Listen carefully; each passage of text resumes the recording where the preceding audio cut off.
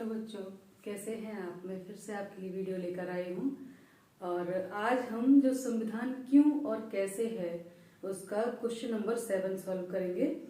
और चूंकि इस पुस्तक में प्रश्न जो है थोड़े घुमा घुमा के पूछे गए हैं तो बच्चे लगभग कंफ्यूज हो जाते हैं कि करना क्या है ना। क्योंकि भाषा थोड़ी एक ही साथ एक प्रश्न में एक ही उस साथ दो दो प्रश्न पूछे जाते हैं। जैसे कि क्वेश्चन नंबर 7 में है कि शासकों की सीमा का निर्धारण करना संविधान के लिए क्यों जरूरी है। तो ये एक अपने आप में क्वेश्चन हो गया। इसी के साथ दूसरा जुड़ा हुआ है इसी के साथ इसी प्रश्न में कि क्या कोई ऐसा संविधान हो सकता है जो किसी नागरिक को कोई अधिकार ना दे या नागरिकों को कोई अधिकार ना दे। तो ये एक साथ दो प्रश्न हो गए। अब आप सोचने पर मजबूर हो जाओगे और एनसीईआरटी यही चाहती है कि आप सोचने पर मजबूर हो, क्योंकि इससे पहले हमारा जो सिलेबस था उसमें सीधा सीधा दिया हुआ था होता था और आप उसको पुस्तक में से एज इट इज पढ़ते थे या गाइड में से पढ़ा और लिख दिया। पर अब ये जो प्रश्न है एनसीईआरटी के वो थोड़े इस प्रकार के हैं कि बच्चा अध्याय पूरा पढ़े और पढ़ने के बाद विचार करे कि क्या होना चाहिए इसका आंसर, है ना। तो आओ हम सबसे पहले, जब आप ऐसी स्थितियां हो तो सबसे पहले प्रश्न को पढ़ें और प्रश्न को तोड़ कर लिखें। यानी आप पहले उसमें कितने प्रश्न हैं, दो प्रश्न एक साथ जुड़े हैं, तीन जुड़े हैं या केवल एक है, तो सबसे पहले उस प्रश्न को छांट लें। तो सबसे पहले हम चलेंगे क्वेश्चन नंबर जो एक इसमें दिया है, पहला वाला इसका टुकड़ा है उसका आंसर लिखेंगे। उसके बाद दूसरा वाला जो प्रश्न है इसी के साथ जो जुड़ा हुआ है उसका आंसर लिखेंगे। तो आओ सबसे पहले हम देखते हैं कि संविधान में, किसी संविधान में शासकों की सीमा का निर्धारण करना क्यों जरूरी है। तो इसके लिए हम पहले लिखेंगे कि किसी भी देश के संविधान में, किसी भी देश के संविधान में शासकों की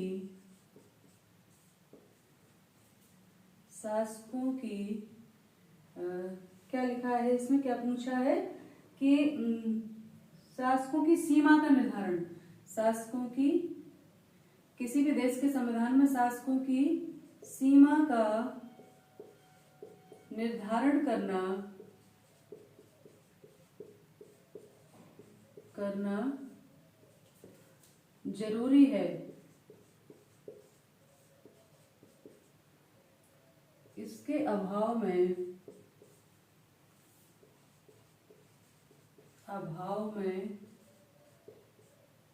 अव्यवस्था की स्थिति पैदा हो जाएगी। अव्यवस्था की स्थिति पैदा हो जाएगी या उत्पन्न हो जाएगी, है ना। इसके साथ ही आगे आप जोड़ें कि यदि शासकों की सीमा निर्धारित नहीं होगी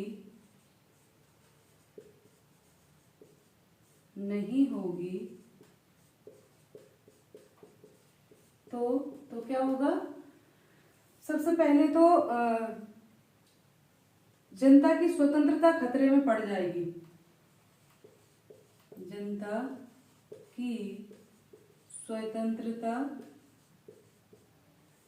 खतरे में पड़ जाएगी,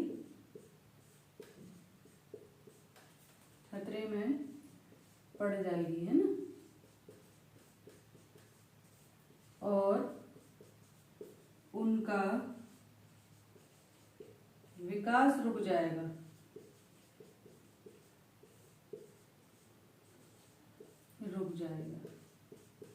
है ना। इसके साथ साथ हम आगे लिखेंगे कि इसको स्टार इसलिए लगा रहे हैं कि आप अलग अलग पॉइंट से इसको समझ सकें, ठीक है।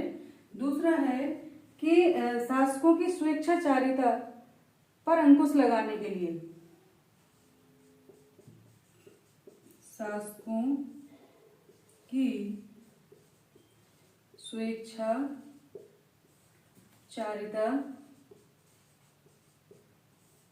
पर अंकुश लगाने के लिए, अंकुश लगाने के लिए, ठीक है। क्योंकि क्योंकि अगर सीमाएं निर्धारित नहीं होंगी तो वो उच्छृंखल या स्वेच्छाचारी ढंग से काम करेंगे। ठीक है, अगला एक और पॉइंट इसमें हम लिख सकते हैं कि क्यों आवश्यक है, तो सरकार की शक्तियों को निश्चित करने के लिए शासन की या शासकों की शक्ति को निश्चित करने के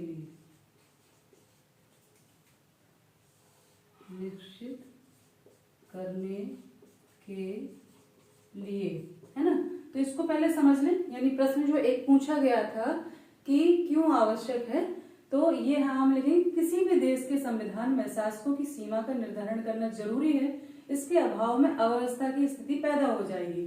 ठीक है, अव्यवस्था की स्थिति कैसे पैदा हो जाएगी कि अगर ऐसा नहीं होगा तो शासन के जो विभिन्न अंग हैं वो एक दूसरे की उसमें सीमाओं में हस्तक्षेप करेंगे।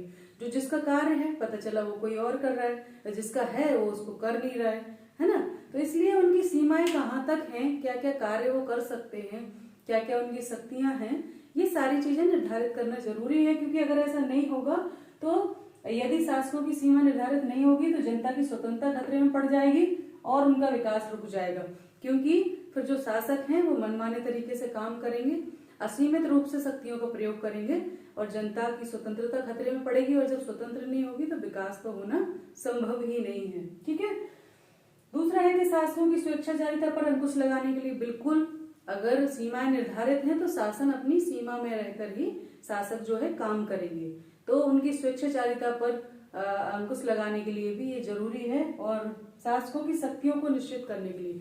क्योंकि अगर इनका निर्धारण, इनका बंटवारा निश्चित रूप से नहीं किया जाएगा तो जैसा कि मैंने बताया अभी कि वही होगा कि जो जिनके दायित्व हैं वो कर्तव्यों का निर्वहन नहीं करेंगे, क्योंकि वो कहेंगे हमें पता नहीं, ये हमारा काम नहीं, सामने वाला कहेगा हमारा काम नहीं, और जब लूट की बारी आएगी तो सब अपनी अपनी शक्तियों का प्रयोग करेंगे, मैं भी कर सकता हूँ और मैं भी कर सकता हूँ। तो ये सारी चीजों से, यानी असुविधा से, अराजकता से बचने के लिए शक्तियों का निर्धारण होना बहुत आवश्यक है, सीमा का निर्धारण होना बहुत आवश्यक है। अब आइए चलते हैं हम दूसरा प्रश्न जो इसके साथ जुड़ा हुआ है उस पर चर्चा करते हैं। और वो जो दूसरा प्रश्न है उसमें क्या कहा गया है उस पर हम बात करेंगे कि क्या कोई ऐसा संविधान संभव है कि जिसमें नागरिकों को कोई अधिकार ही नहीं प्राप्त हो। ठीक है, क्या कोई ऐसा भी संविधान हो सकता है कि जो नागरिकों को कोई अधिकार नहीं दे। तो इसके उत्तर में हम लिखेंगे वर्तमान में, वो प्रश्न पूरा लिखा उसके साथ ही इसको ऐड कर देंगे कि वर्तमान में कोई भी ऐसा संविधान नहीं है, संविधान या देश नहीं है, हम कहें, है ना, कोई राष्ट्र ऐसा नहीं है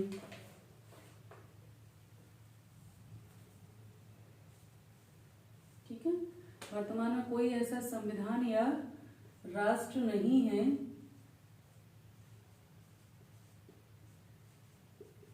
जो अपने नागरिकों को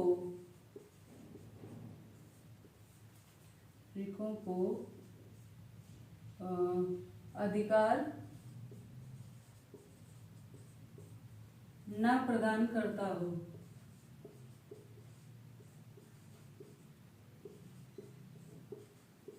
ठीक है, जो ऐसा कोई संविधान अब नहीं है जो अपने नागरिकों को अधिकार न प्रदान करता हो। ठीक है, भले ही उन अधिकारों की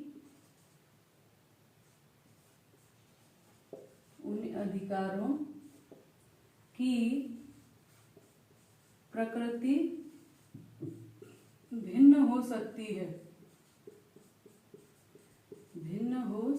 है, परंतु सभी को